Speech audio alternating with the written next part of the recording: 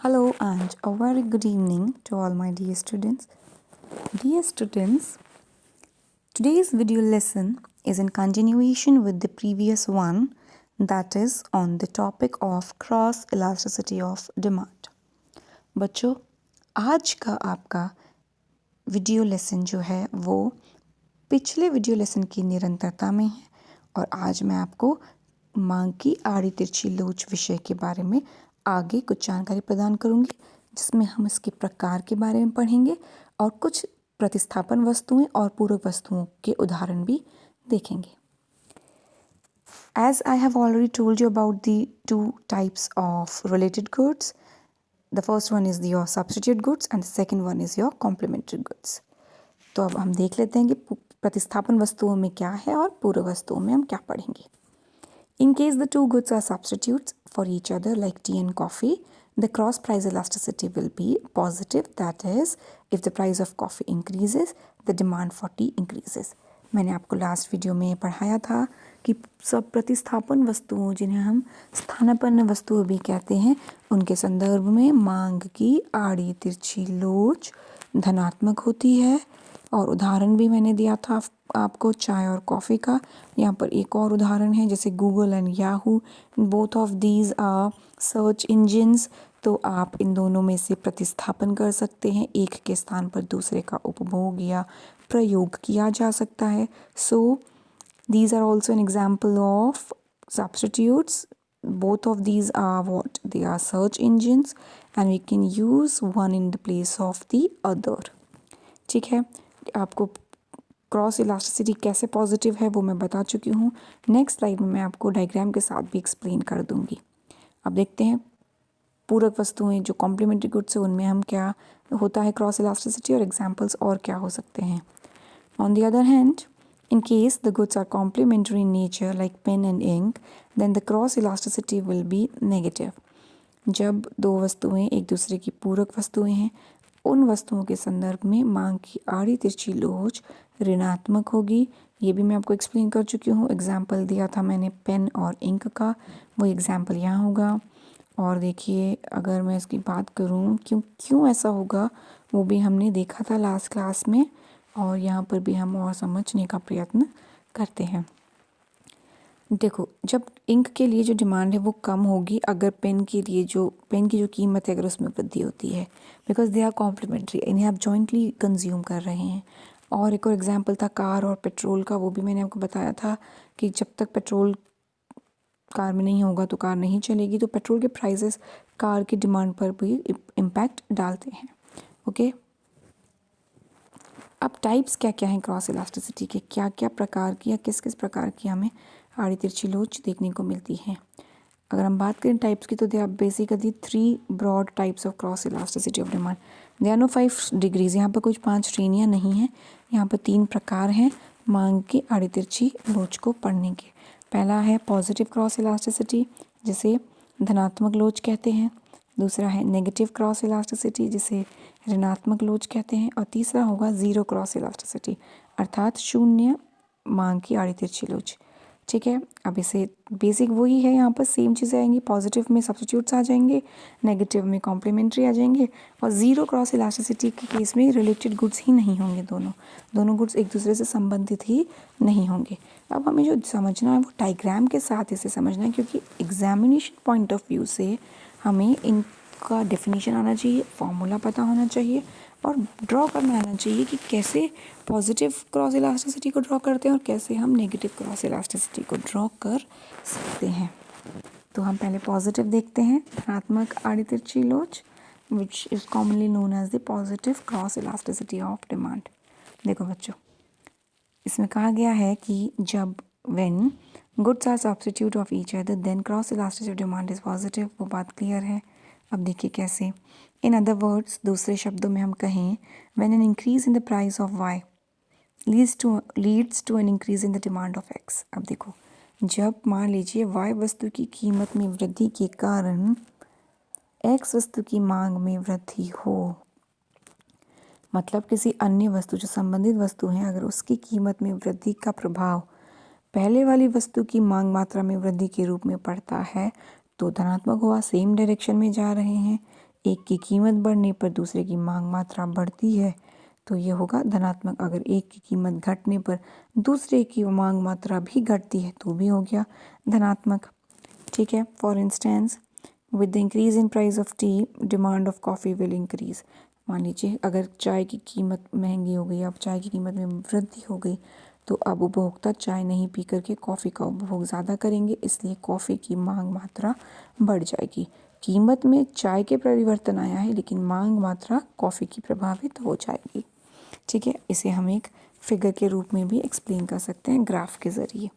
In figure देखिए side में एक डायग्राम बनाया हुआ है, आप ध्यानपूर्वक देखिए इस डायग्राम को। Quantity has been measured on O X axis and price on O Y axis.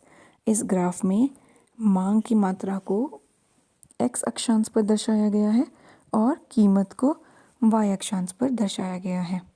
At price O P कीमत पर जो वाई वस्तु है, ठीक है, उसका जो डिमांड है ऑफ एक्स कमोडिटी, देखो नहीं यहाँ पर वाई वस्तु की कीमत है। ठीक है।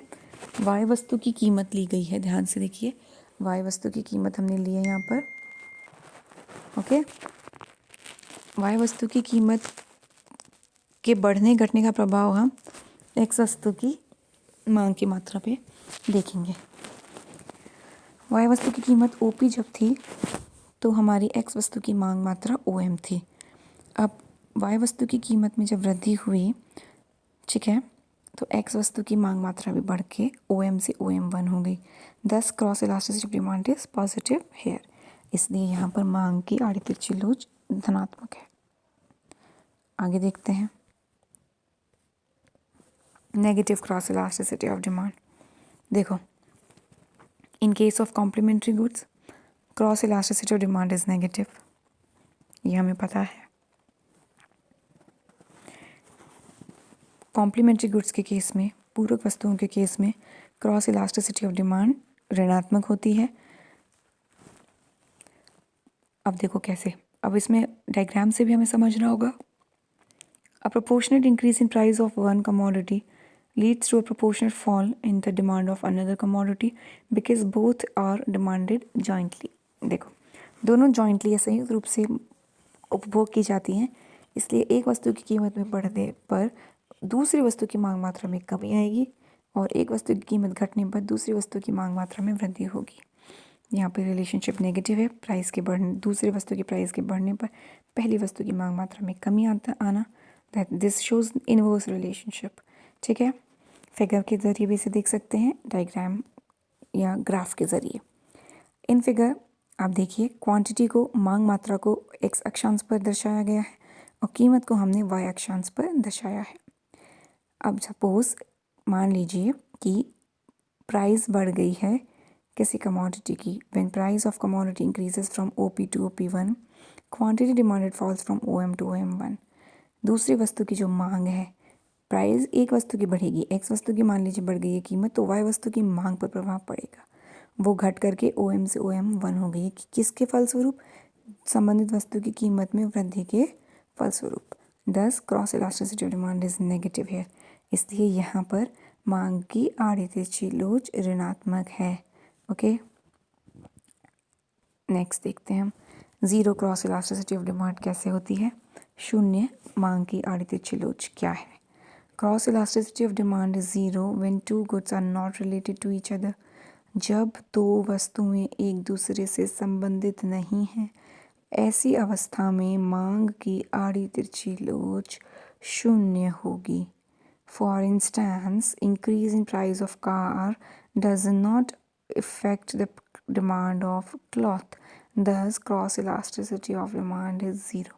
मान लीजिए कार की कीमत में कोई वृद्धि हुई, इसका प्रभाव कपड़े की मांग पर नहीं पड़ेगा, इसलिए यहाँ पर क्रॉस इलास्टिसिटी का अस्तित्व नहीं है और ये शून्य है। यहाँ पर डायग्राम भी बहुत बेसिक बनेगा। एक वर्टिकल लाइन बनेगी जो कि वाई अक्षांश के पैरेलल होगी। एक्स अक्षांश पे हम वही मात्रा लेंगे, वाई अक्षांश पर हम कीमत लेंगे और एक वर्टिकल डिमांड कर्व यहाँ पर बन जाएगा जो क्रॉस इलास्टिसिटी शून्य का द्योतक होगा। पिछले में हमें एक ऋणात्मक ढाल का डिमांड कर्व मिला था और पॉजिटिव क्रॉस इलास्टिसिटी के केस में हमें एक पॉजिटिव स्लोप का डिमांड कर्व मिलेगा। ठीक है, ये हुई आपकी क्रॉस इलास्टिसिटी के बारे में संपूर्ण चर्चा। इसके बाद मैं आपको जो इम्पोर्टेंट नॉलेज दूंगी वो फैक्टर्स अफेक्टिंग प्राइस इलास्टिसिटी या इलास्टिसिटी इन ब्रॉड टर्म कहें हम, या हम पढ़ेंगे कि कैसे स्लोप और इलास्टिसिटीज़ एक दूसरे से प्रभावित होती हैं, कैसे अंतर संबंधित हैं, ये सारी चीज़ें हम पढ़ेंगे। लोच को प्रभावित करने वाले कारक और ढाल और लोच में क्या संबंध है वो भी हम देखेंगे। तो मैं इसको आपको नेक्स्ट क्लास में पढ़ाऊँगी। तब तक आप तीनों प्रकार की लोच को ध्यानपूर्वक रिवाइज़ कीजिए, जिसमें कीमत लोच, आय लोच और आड़ी तिरछी लोच तीनों हैं।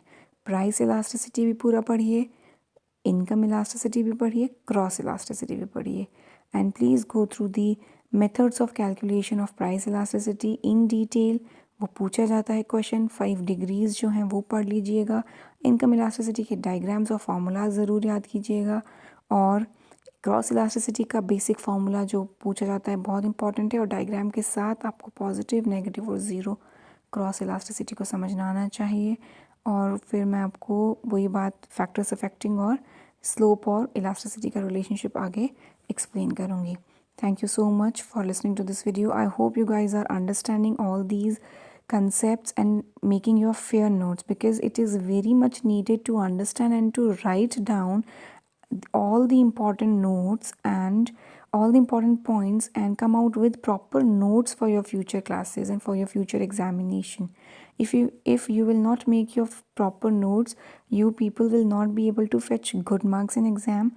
आप लोग अगर अच्छे नोट्स नहीं बनाएंगे समझ करके, आपको परीक्षा में अच्छे अंक नहीं मिलेंगे। और ये सारे कंसेप्ट्स आप लोग प्लीज़ ढंग से पढ़िए, बुक से रिवाइज़ कीजिए, नोट्स बनाइए, क्वेश्चंस पूछिए अगर आपको कुछ समझ में नहीं आता है। फर्स्ट ईयर के लिए बहुत ज़रूरी है कि डिटेल में आप ये सारी चीज़ें समझ सकें, और डायग्राम्स को प्रैक्टिस कीजिए जितना हो सके, तभी आपको चीज़ें क्लियर होंगी। फॉर्मूलाज भी देखिए, क्योंकि economics is all about your concept analysis and diagrams, and I would say formulas only. It is very much needed to understand everything very minutely, and you need to go through your books also every day, otherwise you'll not understand or any of the topic. ठीक है, तो I hope you guys will take it seriously and start preparing for your examination, because your examinations are really very near by these days. आपकी परीक्षा कभी भी हो सकते हैं, और आप लोगों को सारी चीज़ें ऑनलाइन ही पढ़नी है, तो आप उन्हें बार बार सुनिए, समझिए और नोट्स बनाइए। Thank you so much.